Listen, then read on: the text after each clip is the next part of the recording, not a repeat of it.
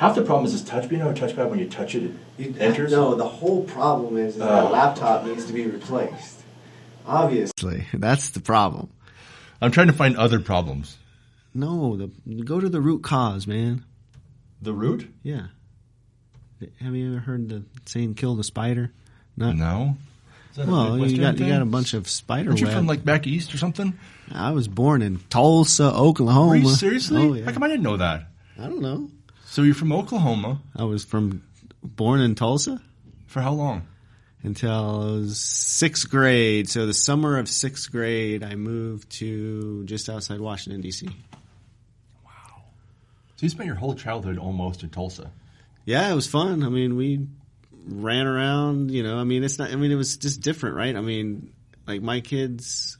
Oh, yeah, we're gonna do that. Yes, dude. I mean, because I would leave my house in like the summertime, leave my house at like. That wasn't Tulsa. That was everywhere in the U.S., though. Well, okay, but that's what I did. Tulsa was so different, man.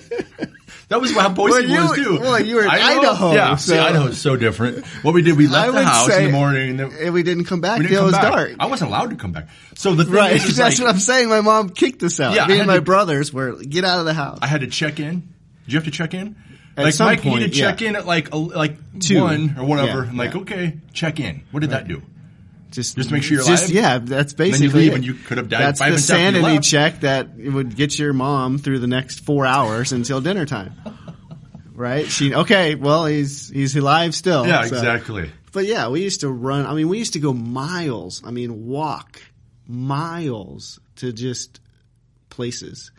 Like we would find this, empty old cabin way out in the middle of the prairie in Oklahoma, and we'd literally just miles. One of the things that we used to do, I mean, I couldn't even imagine letting my kid do this. You ready for this? Sure. The Boise River goes right through Boise. Okay. We did this thing called boogie boarding. Yeah. Do you know what that is? Well, I know what a boogie board is. It's not the ocean version. Okay. So a boogie board is, let's say you have like a bridge. Okay. Over the river. You tie a rope to the bridge. You put it on a board. You drill 2 holes in the boogie board, and you hold on to it, and then you basically just surf on the river. We did that like literally constantly. Could you imagine? That sounds fun. Oh, dude, it is fun. I mean, but I mean, how fast was? I mean, it's got to be flowing pretty good. Oh, it is flowing real well. But you can it's got to be cold though. You get used to it. You're a kid. You don't have the same, like. But that's like, I mean, do you do it like pure runoff?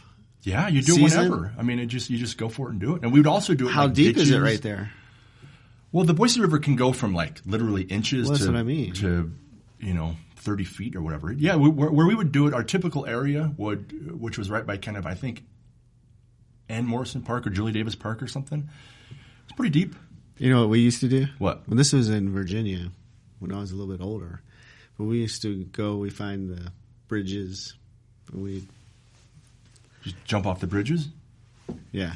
Go bridge jumping and and hit the river, and that was kind of the first time you do it, you're like, okay. Do you think? I hope they're right. I know exactly. Depth-wise, it's like, oh, Kevin lost his leg. Sorry, guys, we were wrong on that one. Do you think? Now, this is a deep old man parenting question. You ready for this? Do you think kids are better off now, or better off before, doing those things or not doing those things? Well, I still think that it's a very subjective answer. It is, but I mean, I think I don't know about you guys, but my kids still sometimes do stuff, and I'm like, what were you thinking? Let me ask you a secondary question. Just like our parents were saying, what are they going to tell their kids that they were allowed to do that they're now their kids aren't allowed to do? Because you think, well, what do you guys just like mostly stay inside and play games and like? No, I kick my kids out of the house. Do you? Oh yeah, I say, dude, you got to go outside. Like you got to go run around and do something because you're going to start bouncing off the walls here in a little bit. Yeah, they do, and then that happens. So I kick them out. So how you doing? I'm doing really well. Thank you. It's the world's longest intro. I still don't have any.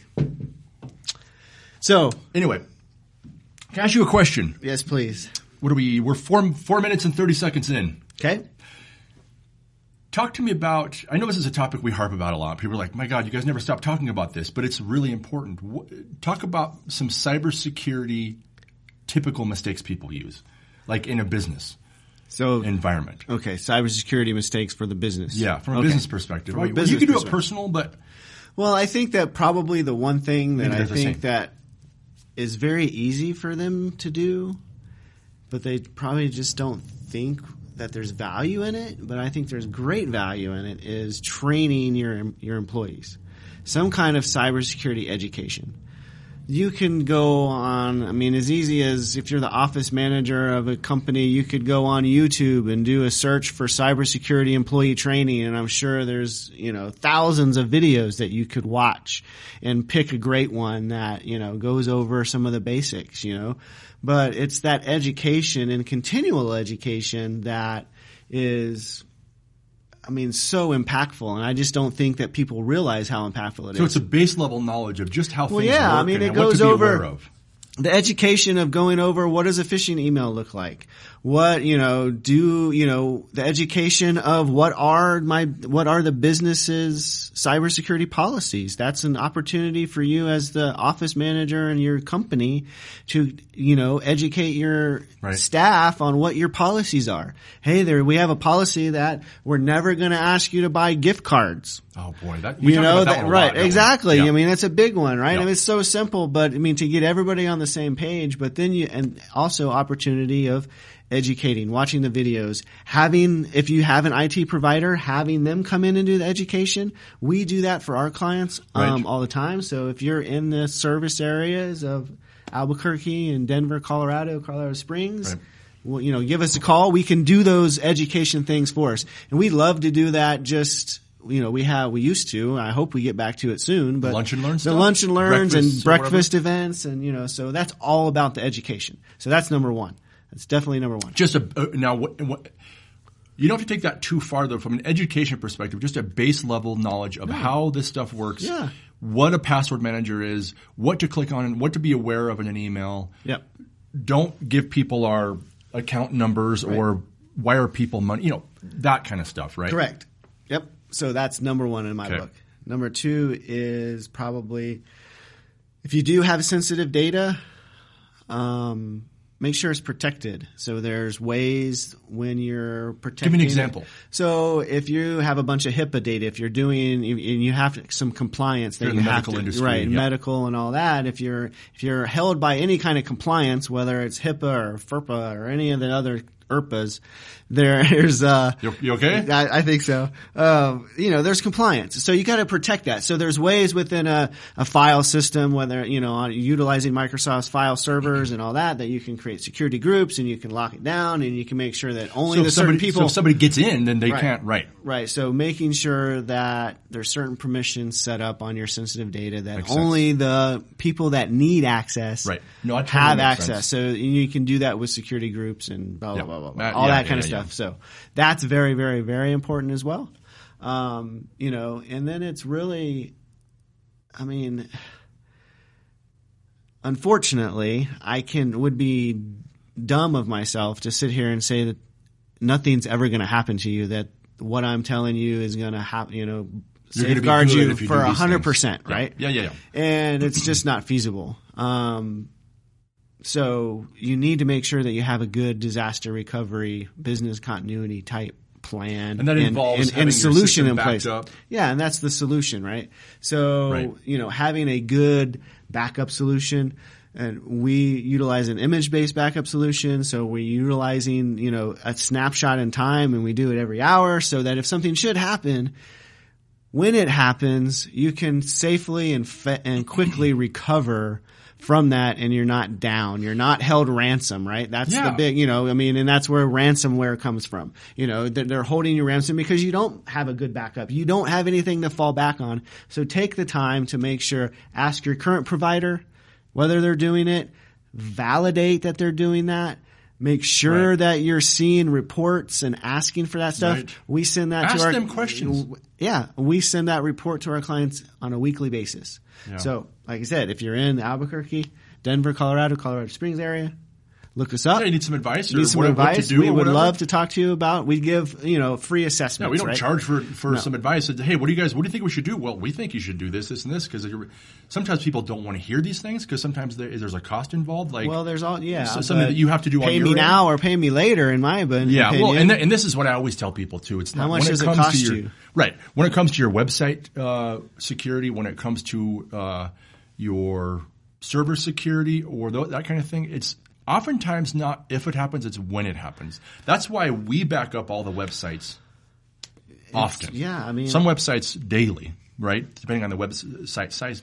And then it's the same thing on the IT side with the servers and stuff. It's like people don't realize that. And I know you've told me some pretty big horror stories, like some, small businesses that just kind of take it all for granted and don't want to do this stuff because they're like, well, we've never really seen something like that happen to us before, so we get it can happen, but we're good for now. Thanks for. I hear that a lot, and unfortunately, then nowadays we're saying, well, we're not going to partner with you because it's a liability, and we're just not going to do it. And we want you to take it seriously because it needs to be taken seriously. Right. So those would definitely be the common mistakes that I see all the time in companies. Is